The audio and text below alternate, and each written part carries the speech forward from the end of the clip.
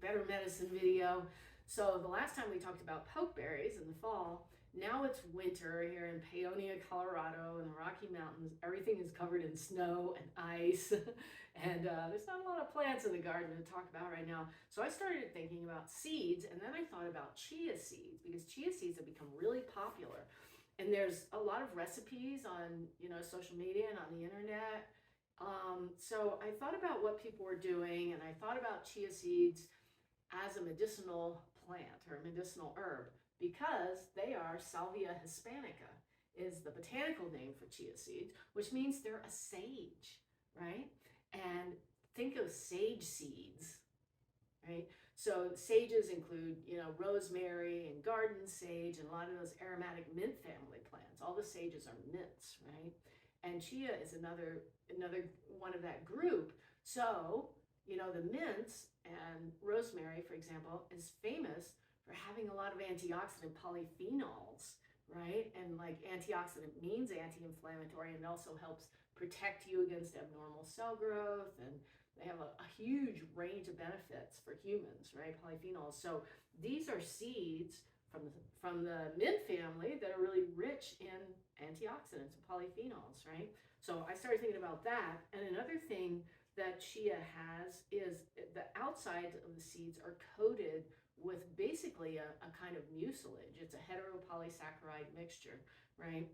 And that's what makes them so mucilaginous and hydrating after you soak them, right? And the reason they have that is because they're desert seeds. So chia is native to the Central Valley of Mexico, and it goes further south. That's where it originated. And of course, all the different indigenous peoples in that area used it. It was a major crop. It was like, I think, second after corn or second after beans in like how much they produced and how important it was. So they had corn, beans, chia, and amaranth were the top four, right? Amaranth seeds were really important too. So at one point, chia seeds were, a mainstay of a lot of societies, right? So, but they're desert seeds, which means they just lay there waiting for some moisture to come along. And then when it finally does rain, they suck it up really fast. So that's what that dried coating of mucilaginous constituents is about, right? So that they can catch that water. So that's one reason they're really good at it, because that's what they do in their natural world, right? So these are sage seeds. One of the things I wanted to talk about is the constituents, right? So if you look at just what we tend to think of as nutrients with chia seeds, right? We have almost, and this is in 100 grams of chia seeds, by the way, which is this. This is 100 grams of chia seeds. So that's like 125 milliliters by volume, right? So 100 grams of chia seeds contains 34 to 40 grams of fiber, mixed fiber. Or another way you could look at it is it's like 34 to 40% fiber. And those numbers are like always a range, because plants do variability, right? It's never just one number. So that is a tremendous amount of fiber, right there. And this is dietary fiber, it's beneficial fiber. So soluble fiber are the heteropolysaccharides and oligosaccharides and things like that are water soluble. And insoluble fiber is basically roughage, what we used to call roughage in the old days, right? So they both benefit the gastrointestinal system in different ways. And it's really nice to have a mixture of the fiber in there. So, everybody's heard, oh, we need more fiber for overall health, et cetera, and for our microbiome, for the health of our microbiome. And so this is an excellent, excellent source of fiber, which is great. And it's not starchy fiber, it's different from starches. So what a lot of people do is they'll go for chia as sort of a satisfying carbohydrate substitute. So if you're doing a low carb diet or a keto diet or something, and you feel like having some carbolicious, thing you shouldn't have on the, a lot of times chia seeds will satisfy that urge without actually providing starches and sugars, right? So that's cool. Instead, they provide all this fiber. It's a superfood definition, right? Okay, so there's that. And then look how high protein it is. This is pretty remarkable for a plant source to have that much protein, right? So roughly 16 to 21% protein, or grams in 100 grams. So it's really nice if you're, not getting your enough protein from other sources. It goes along really well with vegan diets, with vegetarian diets, with any diet, right? But it's really nice to get that. And it's very digestible. It's high quality protein. It has all 9 of the essential amino acids in it, right? So it's a really well-rounded protein too, really good protein source. And then we have it's famous for its omega-3s, right? So it's also oily. In fact, the word chia derives from a native term for oily or fatty, right? In some of the languages, it was in everybody down there used this, and all the different languages and all the different civilizations down there.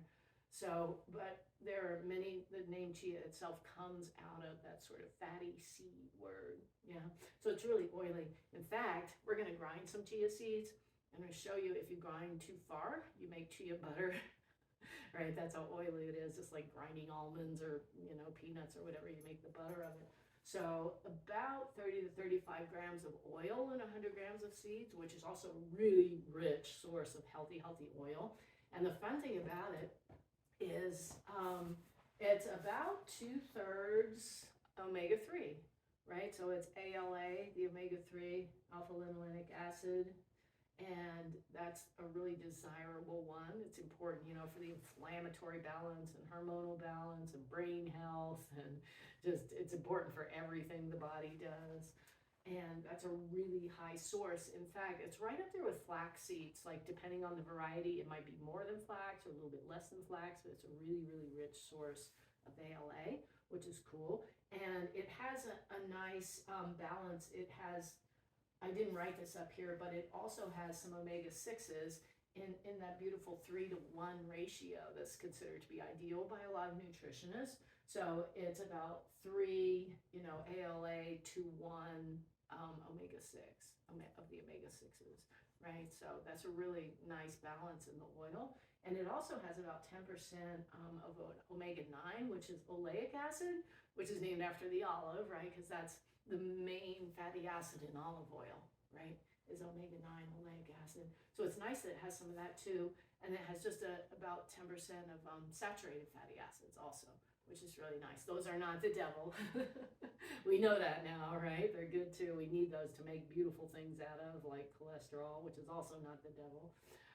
So it has a really nice range and concentration of healthy fatty acids. So it's hard to find this. I don't know what other food might qualify as having like such high fiber, high protein, and high excellent oil content. It's pretty special.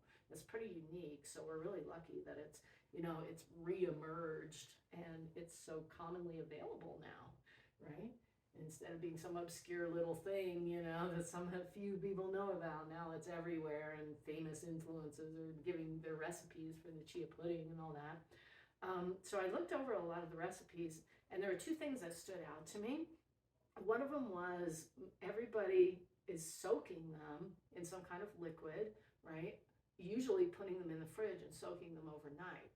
And then, so you have to prepare, think ahead and prepare your chia pudding, the day before you want to eat it, and there's nothing wrong with that, but you can also make it in about 20 minutes, right?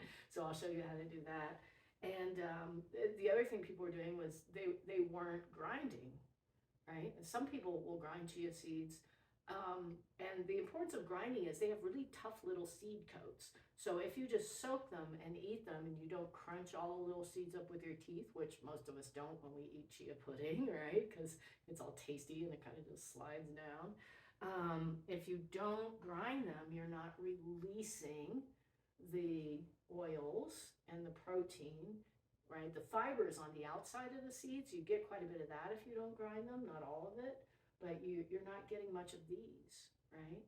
Because the little seeds, they just swell up, when you soak them, they pass through, right? So grinding part of your chia seeds is important, right? If you grind them all, you're going to get a very interesting sort of goopy, it'd be great for plasters and poultices and stuff.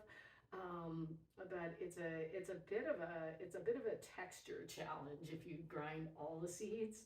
So I decided to do it half and half whole and half ground, and that way you get a lot of the benefits. Another thing when you get when you grind the seeds are the minerals. Look at this. So this is also per 100 grams. This is from a USDA nutrients database. on chia, right? So in this much chia, you get 130% of your daily value of manganese, right, which is an important enzyme cofactor in human metabolism. 123% phosphorus. We need that for like teeth and bones and brain, phospholipids and all the things. 94% of your daily value, this is conventional. A lot of nutritionists like to go higher than this, but 94% of your daily value of magnesium. Wow, that's pretty impressive. 63% of calcium, 59% of iron, and 48% of your daily value of zinc requirement. There's also significant amount of selenium in there, right? So it has an amazing mineral and trace mineral profile. And to really like release those, you need to grind the seeds to some degree, right? So that's another reason you might want to grind them up. And you can grind them to a powder and throw them in a smoothie or something too. You just have to realize it's going to give it a lot of body, and it's going to give a lot of, maybe if you use too much, it might be a little rubbery, Yeah. And a pretty good dose of B vitamins in there, a little tiny bit of vitamin C, a little tiny bit of vitamin E, right? So it's not a huge vitamin source, but it's got a little bit. And then the really cool thing that you release when you grind them up are these mint family phytochemicals, right? So the polyphenols is the group, and that includes rosmarinic acid, which is a really, amongst nerdy phytochemists and herbalist types, it's a really famous molecule because it's named after rosemary, so that, it's in a lot of plants. You also find a lot of it in prunella or self-heal, Prunella vulgaris. It's a really, really potent, broad spectrum, bioprotective, antioxidant, anti-inflammatory, one of those plant molecules that benefit us in so many different ways. Some people would call it anti-aging, protects the brain, protects cognitive function, it helps discourage the growth of abnormal cells. So it is classified as a phenolic acid actually, so it could go in this category, and it's the highest concentration one in chia seeds. So there's a significant amount of it in there, right? I was really like tickled to learn that recently because I was like, oh, where do I want to get rosmarinic acid from? Prunella vulgaris was previously, my go-to plant, but that's a green plant that's covered in snow and ice right now. So there's a really nice way to get rosmarinic acid in the winter, right? And then there's a whole bunch of different flavonoids in here that work synergistically. And other phenolic acids besides rosmarinic acid is caffeic acid, which is a really famous molecule. It's been studied a lot lately, and it has similar effects as rosmarinic acid. It's really, really powerful, right? So phenolic acids are very beneficial for health overall. Anti-inflammatory, I mentioned that.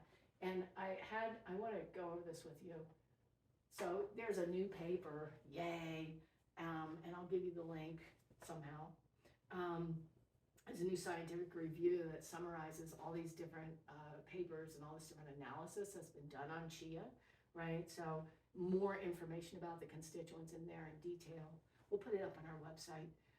But check this out. So here's clinical action. So clinical studies and population studies have now been done on chia, and it helps balance blood sugar, right? So it can like balance the whole hyperglycemia, hypoglycemia thing, or, the blood sugar roller coaster, because it's a very sort of evenly digested, very complex carbohydrate sort of substance, right? It improves blood lipid profiles, right? Which means it lowers your triglycerides and your LDL and improves your HDL, right? You're like, whoa, this stuff is magic. It helps protect cholesterol from becoming oxidized.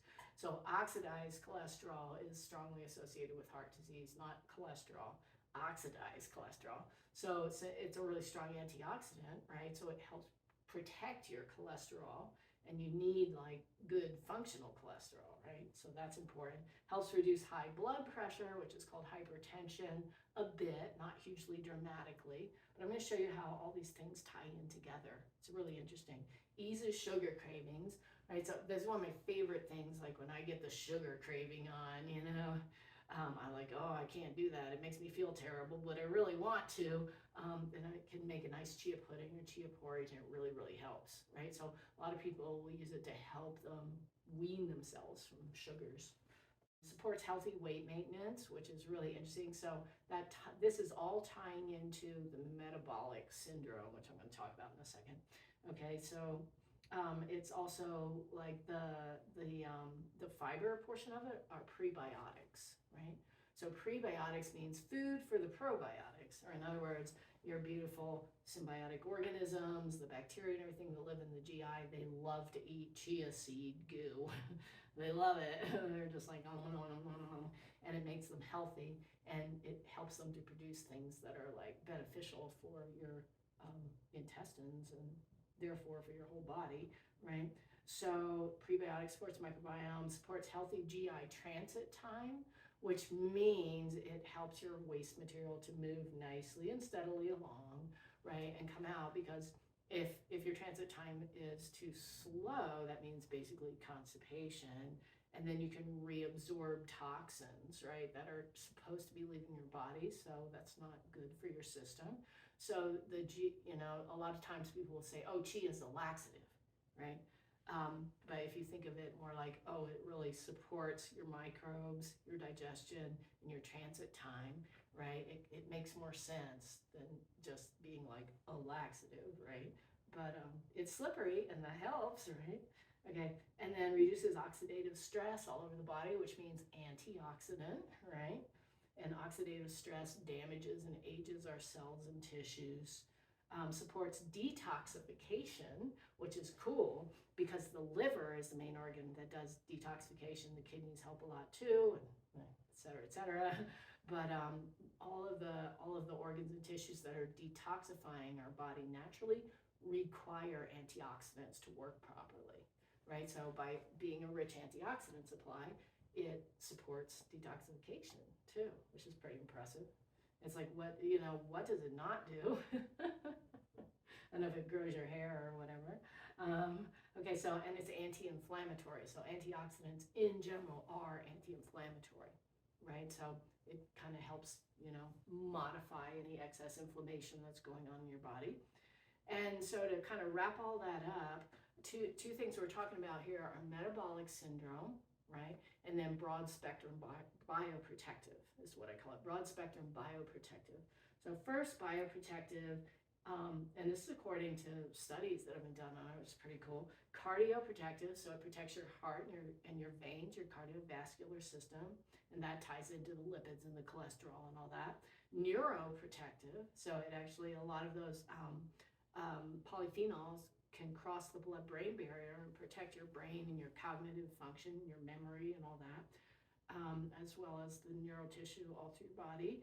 Hepatoprotective, that means it protects your liver, right? And nephroprotective specifically. They actually have done some studies on using it with kidney stones, which I haven't read them yet, so I don't have anything expert to say about that, but I thought that was pretty cool. So broad spectrum bioprotective protects multiple systems, tissues and organs and cells in the body. Nice, right? So where I was going with the metabolic syndrome is, so a lot of times we tend to think of obesity, high blood pressure, fatigue, high cholesterol, inflammation, things like that as being separate named disease entities, right? I call them. But they're actually all symptoms of a fundamental metabolic disturbance in the body, which has multiple causes. But one of the main causes is simple sugars, too much simple sugars, and especially too much fructose, right? And too many carbs, not enough healthy fats, not enough good quality protein, right? Which is really, really common in America, and that's why we have as many chronic diseases as we do, as many people struggling with obesity, is because the basic food foundation is off, right? So, if you look at it sort of ancestrally, right, then carbohydrate sources like chia seeds are really, really different and more like what our metabolism is adapted to, right? And more ideal for healthy, balanced metabolic function, right? Today we have cookies and donuts and things crunchy, delicious things in bags and breads and all the carbohydrate sources that are really high in sugars and starches, right? And our bodies really can't handle as much of them as we have available. So if your lifetime diet is deficient in these sorts of nutrients, right? And you're getting just carbs and carbs and more carbs, it's one of the root causes of all these problems that we see manifesting, right, as high blood pressure and, you know, reactive hypoglycemia, high blood lipids, high cholesterol, et cetera, et cetera. Those are metabolic diseases. So it's called metabolic syndrome, right? And one of the other things that's involved in that is insulin resistance. Okay, insulin resistance is when you continually have too much sugar in your blood, so your pancreas is putting out insulin to get the sugar out of your blood, right? Because if you have too much sugar in your blood, it's really damaging. It's very oxidative, right? Unfortunately, a lot of insulin chronically is also oxidative. So high blood sugar and high blood insulin, which is called hyperinsulinemia, are damaging over time to the body, right? So then the insulin resistance comes when you kind of get pancreatic fatigue and cellular fatigue, because like the cells have to suck sugar out of your blood, and the insulin is sort of like the signal that tells them to do that, right? So it's like if you're a receptor, an insulin receptor on a cell, and you hear, an appropriate healthy insulin signal, it'd be more like, hey cell, I'm insulin. Take some sugar out of the blood. And this will be like, okay, right? But if you have chronic high blood sugar because of the diet, also stress is a major factor in this, right? And lack of activity, physical activity also contributes. If you have chronic high blood sugar, the signal, the insulin signal has to be so loud that it's screaming at the cells, basically. It's like, hey, let me in! And the cells are like, it's just like too loud of a signal, too ongoing, and they just downregulate, That's insulin resistance. So what's the result of that? The sugar stays in your blood, so you have chronic high blood sugar and chronic high insulin, right? Because your pancreas is still trying to get your cells to let the insulin in. So that leads to a bunch of problems, profound pro-inflammatory, pro-oxidative damage. All right, so all that stuff is going on. So, what do you do?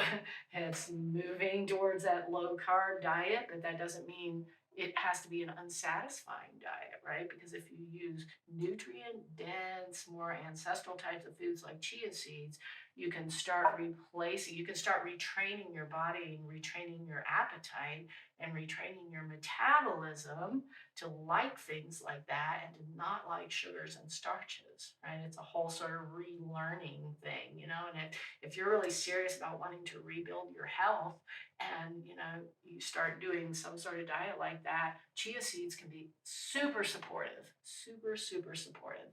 Right? Not only do they provide an amazing amount of nutrients, but they also help you, kind of help you through that awful sugar craving thing that I've been there quite a few times. It's no fun. It's very addictive, actually. It's a really hard one to get off of. So it's amazing that chia can help us do that, right? So that was the whole metabolic syndrome tie-in. I did make this lovely little handout, like I said, so it goes into that in a little more detail. And there's some links in there where you can also find some scientific papers and some more info, okay? So what we're gonna do next is I'm gonna show you a medicinal chia porridge, chia power porridge.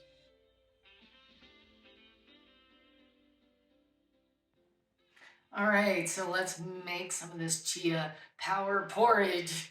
I was thinking pudding, porridge, what sounds more powerful and substantial? Porridge. So I'm going to call this one porridge. Okay, so in order to make 2.5 cups, and I wrote your ingredients up here.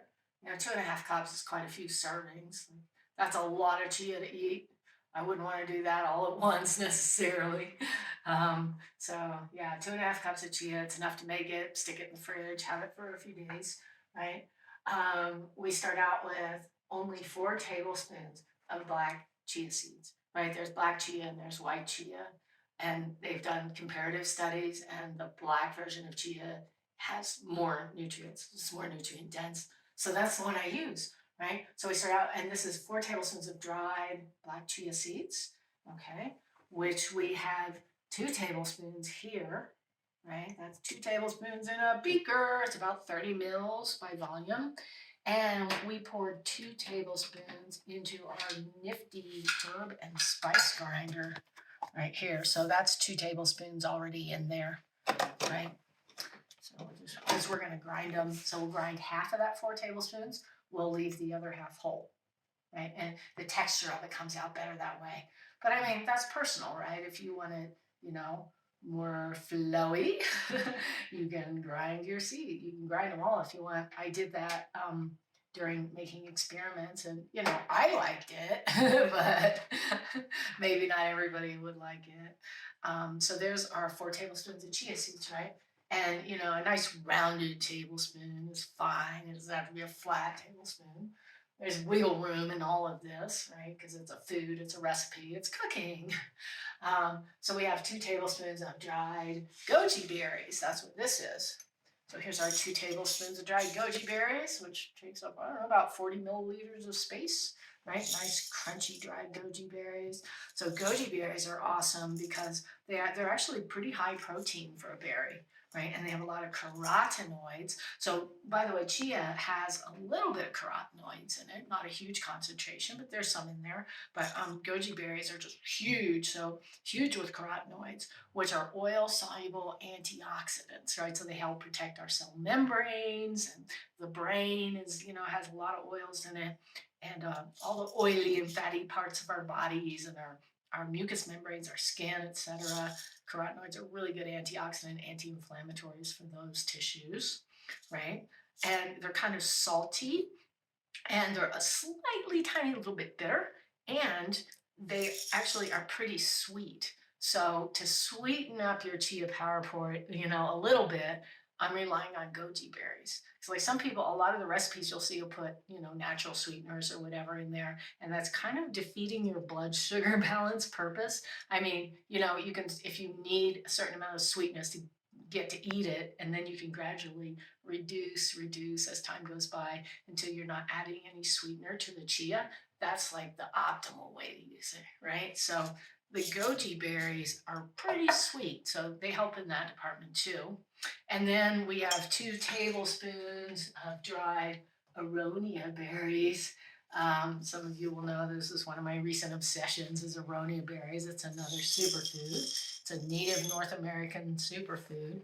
It's actually not limited to North America, right? Those are dried goji berries, okay? And they look black because they're super dark purple. They're super dark purple because they're really rich in anthocyanins, right? So anthocyanins are really important. They're a subtype of polyphenols, right? They're a subtype of flavonoids, which is a subtype of polyphenols, okay? So they do all those protective things that polyphenols do, including the protective for the eyes, for eyesight, right? And especially for the veins and for the brain, broad spectrum protective activity. So another superfood, right? So we have chia superfood, we have goji berry, which is lycium superfood, we have Aronia berries, which is another superfood. So we're kind of like covering the synergistic spectrum of superfoods with this porridge, okay? And then we have 1 tablespoon of organic, unsweetened cacao powder, right? And you can get all different grades and qualities of that, but at least, at the very least, get it organic, right? So here's some cacao powder, no sugar at all in it, so like the hot cocoa thing is sort of the sugared up version of raw cacao powder, which is a strong superfood, and it's bitter, right? It's bitter, and we need bitter for healthy digestion and healthy nervous system and overall health.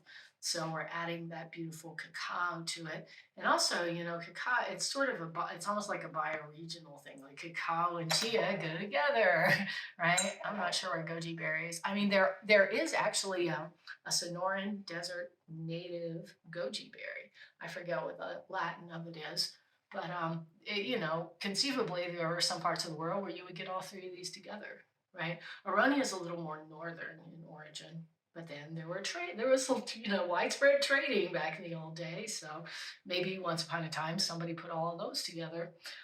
Okay, so there's our cacao, right? And then we have a 1/4 cup of raw organic nuts, right? These are going to go in there and add some tasty nut deliciousness as well as a little more protein. And I've got walnuts here and, you know, a little bit of carbs and some nice oils, right? So you get that substantial nutty thing. You can use sunflower seeds if you don't want to use tree nuts. You can use pinon, pine tree nut. You can use any kind of nut you want. Raw nuts, I think, for this purpose are better. So raw organic, whatever your happy nut or seed is, put that in there. And then I'm adding a few herbs / spices, right? So 1/2 teaspoon of ginger powder, okay? Or if you're really into cinnamon, you could ditch the ginger altogether and just use cinnamon, or you can use a 1/4 teaspoon of, that's what I was saying here, a 1/4 teaspoon of ginger powder and a 1/4 teaspoon of cinnamon powder, right? Some people really love cinnamon, so you might want to use more. It's just what I came up with. So these are both warming circulatory stimulants, right?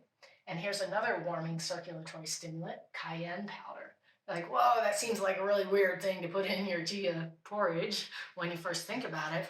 But if you get the right dose of it, it's really nice because it adds this subliminal warmth to it, right? And you're not like, oh, this is spicy. You're just like, ooh, this is warm and satisfying, you know? So it kind of helps with sugar cravings and satisfaction, satiety, right? And it goes with cayenne. So ancestrally, people would make a drink from cayenne powder and cacao powder because the cayenne and the ginger, as it turns out, and the cinnamon are what we call today bioenhancers, right? Which means they enhance the absorption of other constituents. Okay, an example of a bioenhancer is using black pepper, which is another one, with turmeric. And they kind of go together culturally, right? So black pepper, an alkaloid in black pepper, it's called piperine, enhances your absorption of the curcuminoids in turmeric. So it's they call that bioenhancer. And it turns out like bioenhancers are warming circulatory stimulants also. Like the categories overlap. Super fascinating. So these constituents not only add some interesting aromatics, some interesting spice, they also help you get more of the nutrients out of the whole porridge, which is really cool, right? And they stimulate and warm digestion, which helps you get more nutrients out of whatever you're eating. And they're anti-inflammatory, right? So they kind of add to that whole superfood anti-inflammatory status. So they're very complementary to what we're doing with this porridge, as well as being tasty and delicious. If you overdo it, you might be like, oh, whoops, with the cayenne. So what I did when I first started was I took an 1/8 teaspoon of cayenne and I put it down and I just divided it in half. I got a 16th. And it was almost like, it was very subliminal in this amount of pudding. Like I was like, is it there? Is it there? And then later you're like, ooh, feels warm. So I think, you know, you could even double that and it would still be pretty good. Yeah. Maybe we should do that tonight so we can compare it. We'll put the 1/8 teaspoon in. Okay, so that's all the dry stuff, you know, your dry ingredients. Your wet ingredients are full fat coconut milk, which we have right here, and water, which is life. Don't forget that. Just because it's not the popular saying like it used to be. Water is still life. So we have some good water that we're heating up in our electric kettle there, some filtered spring water. Okay, so that's it. You can also add vanilla extract, which is really tasty. We happen to run out after the chia experiments that preceded this class, so we can't put any in tonight, but it seems like 1/8 to 1/4 teaspoon in this whole thing would be a nice amount of vanilla. All right, so you put that in. Okay, so let's do it. So the first thing you do is you soak your dry berries, right? So we did this ahead of time. So we took the the 2 tablespoons of goji berries. Was it 2 tablespoons? Yes. And the 2 tablespoons of Aronia berries. And we made hot water in the kettle, right? Because if you start with hot water, it absorbs way faster. Okay. So you don't have to start with hot water. The hot water doesn't damage it though. So, why not? So it takes about 15 to 20 minutes to rehydrate these berries to a nice consistency that goes good in the porridge. Like you could put them in dry, but they'd be super crunchy. It'd be kind of weird. Yeah. So we started these earlier and now they're all rehydrated, right? I think we used a 1/3 cup of water. I forget, it's written down in your recipe. They don't soak it all up, but they soak most of it up. And the juice is still really good, right? So we're gonna pretend these are here soaking. Actually, we could start some more. We could sort of watch the process. We don't have to do that though. So we'll put these over here with their hot water. We're imagining that we'll put them all in here. Here's what we're gonna do. Pretend I'm putting my goji berries, I'm putting my Aronia berries, and then I'm getting my 1/3 cup of really hot water. Be careful. And I'm putting it in there, right? And swirl them around and then cover them with some foil so that, the water doesn't just escape because it's hot. That's how I did that. Okay. So we've got our soaked berries. So that's the step that takes the longest. So you do it first, right?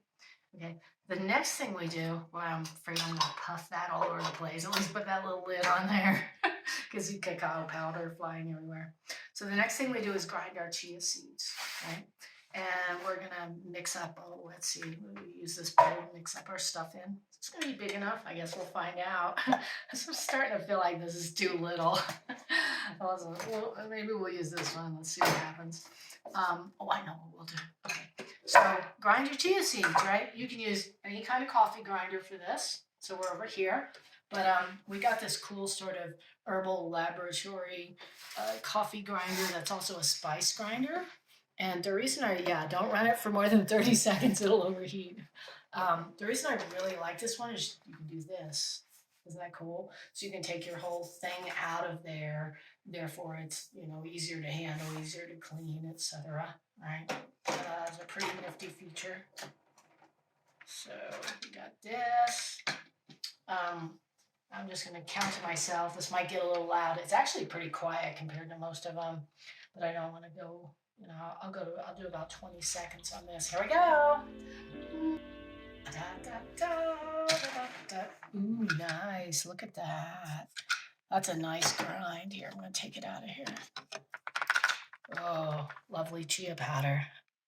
Yeah, that's what we want. It gets a little clumpy. You got to kind of watch out for that.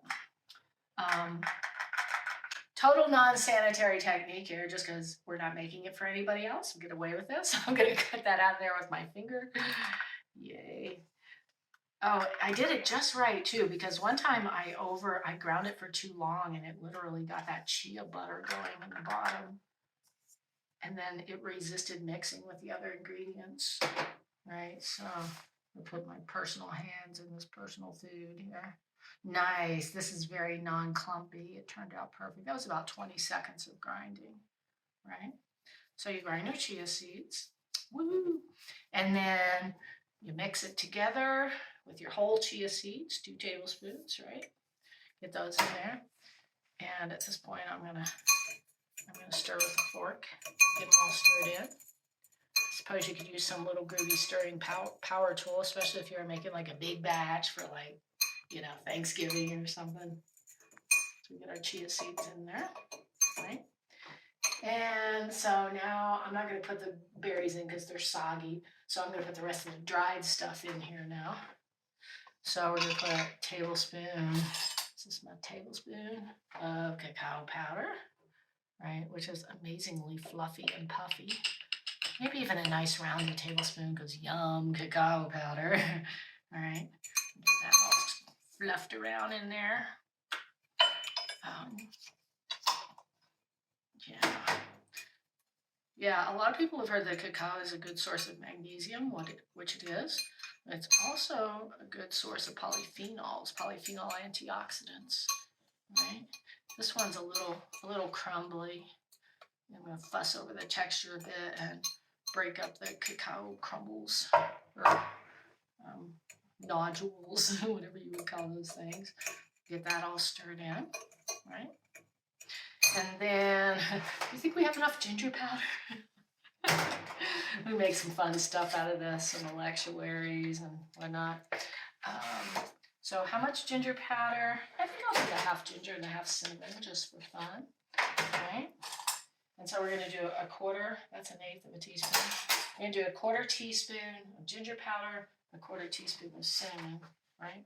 Some people have heard that cinnamon is good for helping balance your blood sugar. You're gonna have to have a lot more cinnamon to start getting those kind of effects than we're adding to this. It's just a little it's a little cinnamon bump. It's, you know, just a little more help with your, that is cinnamon, right? With your blood sugar. Okay. It's not really like a therapeutic amount of cinnamon is what I'm getting at. So fluff those in. We want everything nicely, evenly distributed. Woohoo. Ooh, and the cayenne. How much are we gonna put? We're gonna live dangerously. We're gonna put an eighth of a teaspoon of cayenne in here. Because again, it's like, even if you like spicy stuff, it's kind of weird to have too much cayenne in a, you know, in a chia porridge. Maybe, unless you're the good kind of weird that way or something. But you don't want the flavor to dominate. You know what I mean? You don't want the heat to like dominate the pudding or the porridge. Yeah. So I'm looking forward to eating this tonight because it's probably like 14 degrees or something out there, you know, Fahrenheit. It's cold. All the warm things are looking really attractive right now.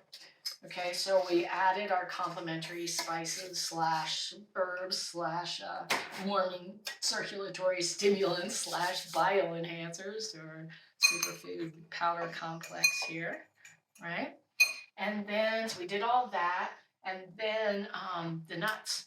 So what we're gonna do next is we're gonna chop these nuts, right? And we're gonna get some hot water ready because we're gonna start doing our liquid things. All right, so there's our nice powders all mixed up together. Our chia seeds ground and whole, and our spices and our cacao. And we're just gonna add a bunch of nuts. You know, and personal preference, how little to chop them, right? Nuts are one of those things that's fun to chew, so we do tend to like further chop them with our teeth when we eat something with venom, you know.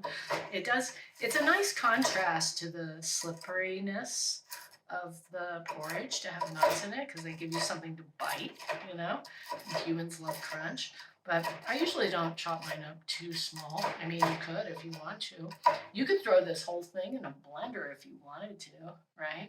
If, like, say somebody had a hard time chewing, right? If you wanted to make this just a total squishy goo of goodness, you could do that. It would taste the same, right? But that's about it for the nut chopping. I like to have some nuts to bite, you know. Give it a little more of a crunchy thing. So there's our chopped walnuts. Why did I use walnuts? Because that's what I had. That's what I had a bunch of at the time that we planned this recipe. A bunch of walnuts. So we're just gonna get those walnuts in there. I love walnuts. Walnuts are really good for the brain, right? And if you think in a doctrine of signature sort of way, they look like little brains. Just cool. But they have a lot of really beneficial polyphenols too. Walnuts, I think all like natural nuts are kind of super foody. You know what I mean? Very nutrient dense, right? Nuts in general, as long as they're not like stressed by roasting and salting and going rancid and all the things that can happen to nuts. So I'm just gonna use a fork and just stir those nuts in there. Dun dun dun. Super hard. People that know me know that I'm not much of a cook, so like I like all the cooking type things to be super easy, right? Easy and quick. That's kind of one of my underlying philosophies, easy and quick. Okay, So that's all the dry stuff. That was easy. So what we're going to do next is mix our wet things together. We're going to pretend to put vanilla in there because we don't have any. And then here's the kind of coconut milk I like to use. So a lot of the recipes that you've seen on the internet will use milk out of a carton, right? Some kind of nut milk or oat milk or whatever out of a carton. There's nothing wrong with that, except it's a little more processed and it's less creamy, right? It's less thick and creamy. So, and sometimes there's guar gum or, those sorts of thickener type things in there. And sometimes they put added vitamins and calcium and whatever. So I really like taking the coconut milk right out of the can because it's, it's less processed, thicker, and creamier.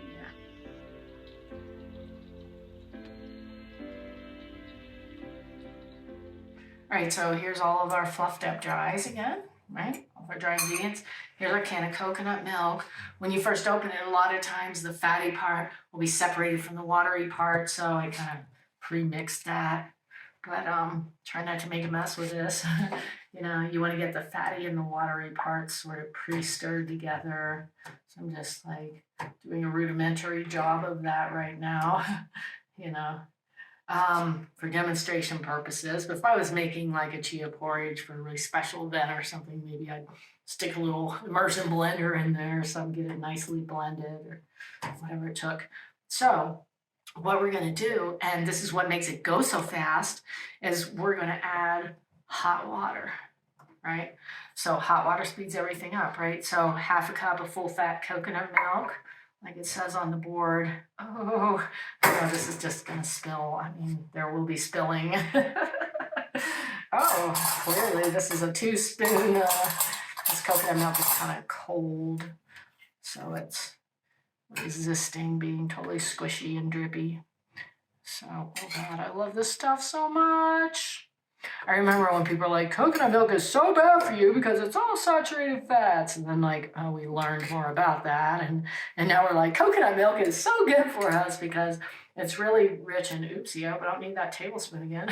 It's really rich in MCT, which is medium chain triglycerides, right? So it's the kind of saturated fat that your body really loves to metabolize and turn into ketones, right? So people who are doing ketogenic diet or ketosis, a lot of times they'll use MCT oil, right, to sort of switch their metabolism into burning ketones instead of burning glucose, right? So coconut oil is really rich in MCT, so it's a very metabolism-friendly sort of oil. Right? It doesn't do the bad things to you that we used to think it did. So there's a half cup of that beautiful, thick, rich, creamy, out of a can. So natural. I mean, it would be more natural to get it out of a coconut, I suppose. But, here we are, America. This came from the store. So half a cup of that. Gorgeous stuff, right? And then hot water. How much was it? 1 cup, okay. I was gonna be like, 1.5 cups. I'm glad I checked. So a cup of hot water. Since this is a half a cup, I'm just gonna do 2 of these, right? And that way I'll rinse the rest of the coconut oil out of it. There we go. It's funny, I used to just throw this together intuitively, and then I'm like, well, people like to have measurements when they're first making something. So there we go. So we got that in there. Add a little bit more coconut, mix that up. I saw somebody doing this with a nice little hand blender. I was like, that's a good idea. You don't really need it though, because as soon as you put that coconut milk in with the hot water, it really just goes all liquid. It melts it real nice. And then we put in our soaked berries, right? These are kind of halfway between being liquids and solids at this point. So I'm like, I'll just put them in with the liquids. Put our nice soaked goji and aronia berries in there. This is so amazing. Oh my gosh, they smell so good. They smell like the best food. Look at that pretty color it's turning. I think it's kind of salmon pinky colored. That's actually the carotenoids coming out of those. It's interesting with goji berries, carotenoids they're low polarity, so they're not very water soluble. But for some reason, they like to come out of goji berries. So, nature's got a bunch of tricks up her sleeves, up her million, billion sleeves. go with our million billion arms. So for some reason, those carotenoids jump out of those goji berries, which is really, I'm still thinking about that. I'm like, what's going on there? I have an idea, but I'm not really sure. Okay, so then we have our nice warm liquid. It just came off the boil. Now we're gonna stir our dry powders into it, and so that they don't just clump up into a giant clump party because of the ground chia. I'm just sprinkling them in a little bit at a time, or less. Ooh, it's starting to smell like hot chocolate. Oh, that cacao whiff. Those beautiful, subtle cacao aromatics are coming out. All right. And this temptation is to There we go. Oh, I left a little tiny bit. No. All right. Don't want to waste any of that fabulous stuff. Right. So it does tend to stick to the sides a little bit. You want to keep at it so it doesn't chunk up too bad. Right? And I can feel it getting thicker already. Like it's just been, 15, 20 seconds since I added it. Okay. And it's starting, I can feel the resistance developing in there. It's starting to really thicken up because that chia is absorbing the water out of the water and out of the coconut milk. Right? So it's actually absorbing it. Okay.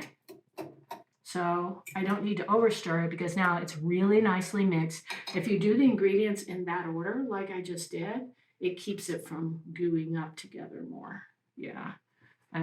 When I was first working on this recipe, I didn't do that. And I was like, ooh, annoying lumps of chia seeds. Like, surely there's a better way. So finally I came up with this. Okay. So I'm just going to let that sit. We could cover it if we want to. Okay. Instant improvised cover. Ding. So we're going to let that sit, for, 10, 15 minutes, and you're going to see how thick it becomes. And so we didn't need to soak them overnight at all. I love that stuff. It's like when we teach our tinctures class, we're like, here's how you make a tincture in 15 minutes, and people are like, but I learned you had to let it sit 6 weeks. And I'm like, well, it all depends on your method, right? So using our trusty Vitamix, we have a way to map it all out and make a fresh or a dried herb tincture in 15, 20 minutes instead of having to wait, which is super handy. So cacao is a superfood if you leave the sugar out, right? A lot of people are like, chocolate is candy. Well, chocolate isn't cacao powder. It's cacao powder with a lot of things added to it. So leave the sugar out. Cacao is a superfood. Antioxidant polyphenols, right? It's got mood-boosting amines in it. So it's like, oh, happy morning, cacao powder without the downfall of the sugar, right? It's got a little bit of caffeine, not a whole lot. There's a little bit of caffeine in there. And there's some theobromine mainly, which is related to caffeine, which is kind of a happy chemical, right? Except if you're a dog, then it's toxic. Yeah, so recipe not for dogs. The goji berries we already talked about, that they have protein, that they're a little bitter, they're a little salty, and they have those beautiful carotenoids in them, so they add that. Aronia berries, we mentioned already. I said anthocyanins. What I didn't say about aronia berries is they have OPC in them, another kind of polyphenol, right? OPC is also called PAC, stands for oligomeric proanthocyanidins, right? And they're super powered polyphenols. Hawthorn has them. That's one of the reasons hawthorn is good for the cardiovascular system. Cacao has them also. They're kind of tonic astringent molecules in physiomedical speak, right? And aronia berries have them. Elderberries have some. So OPC are like really, really good health building molecules. So those are also in the aronia. And then we mentioned ginger, cinnamon, and cayenne being bioenhancers and warming circulatory stimulants that enhance digestion and absorption of other constituents, right? So we mentioned that. And then the coconut milk has the ketogenic fatty acids, the MCTs, we mentioned that, right? And nuts are delicious, nutrient-dense, flora-balanced food. So we did go over all the ingredient notes. That's great. Let's check the consistency of our chia already. Like, how long has it been? 5 minutes or something? Ooh, look how much thicker it is already. You see it?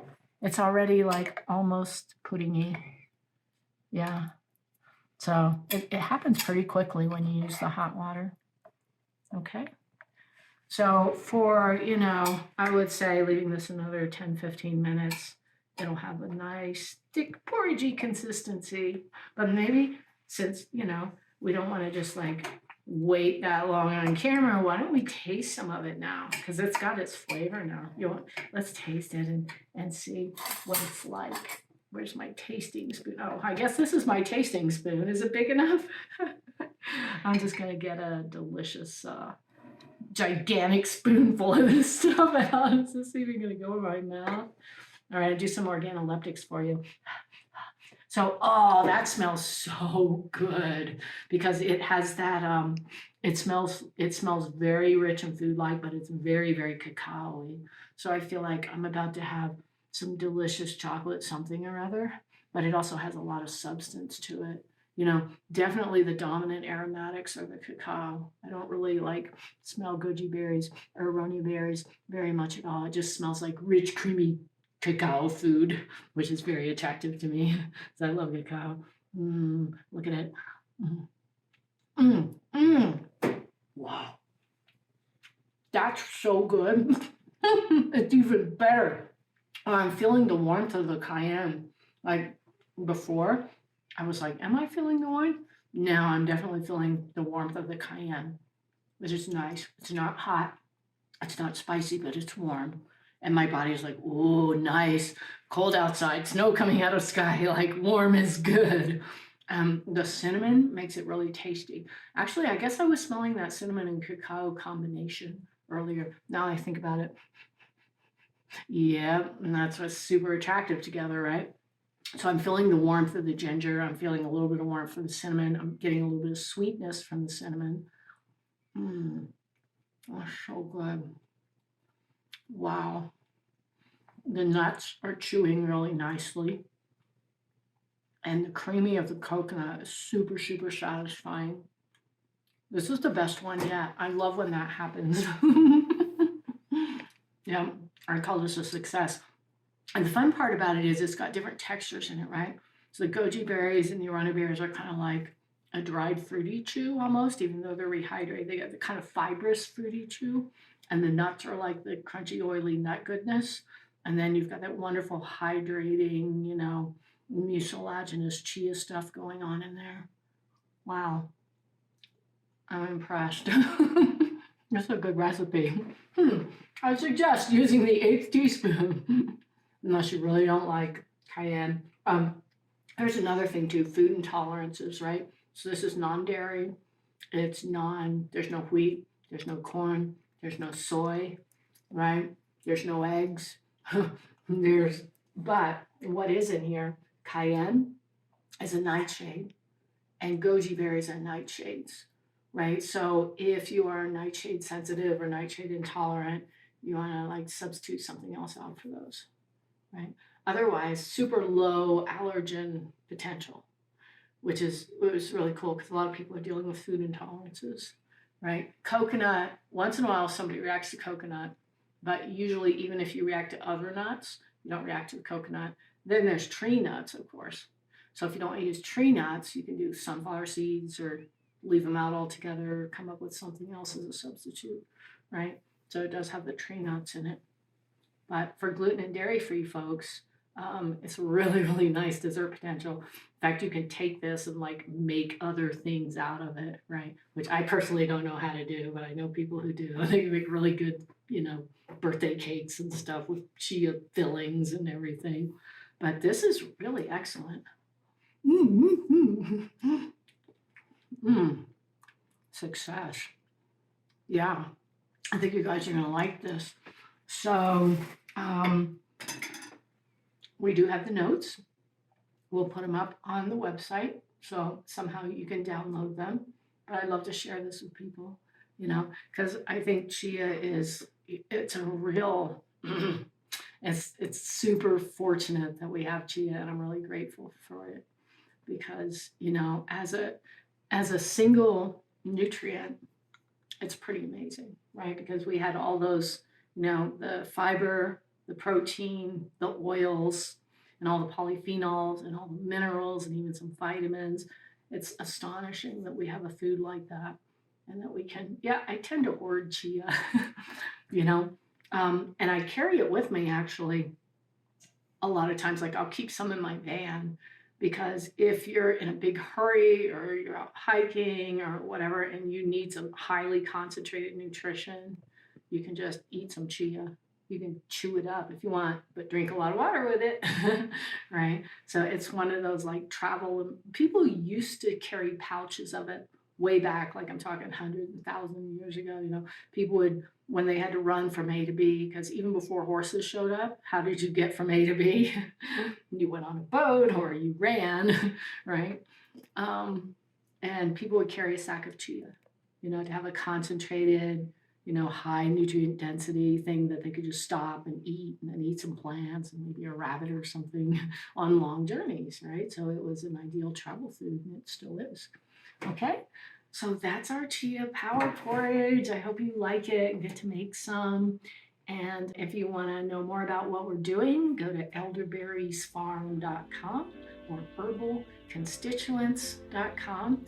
And we have online classes and we have workshops here at Paonia, so you can go to those websites and see what's coming up. If you want to get on our mailing list, we're about to send out a newsletter that also has chia information in it and some more information about some Herbal Constituents courses that are coming up. And we're doing an herbal pharmacy workshop here at the farm in June, and some other really cool stuff is happening here. So you gotta check that out. Okay, good to see you again. Thanks for being. Bye.